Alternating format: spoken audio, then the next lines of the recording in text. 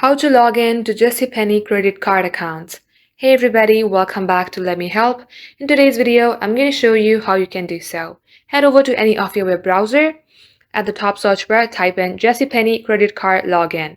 Then you will see JCPenney credit card login at the first link. Tap open that link.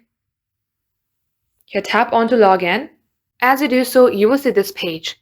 Under here, type in your user ID.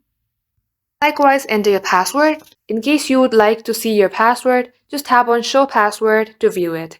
And if you would like this device or this site to remember your user ID, check the box that says Remember User ID. Then tap on Secure Login. If you have forgotten your user ID or password, tap on I forgot my user ID or password and get help resetting your account. Thank you for watching the video till the very end. If it had helped you in any ways, then do like and subscribe. We will get back to you soon with more tutorials like this.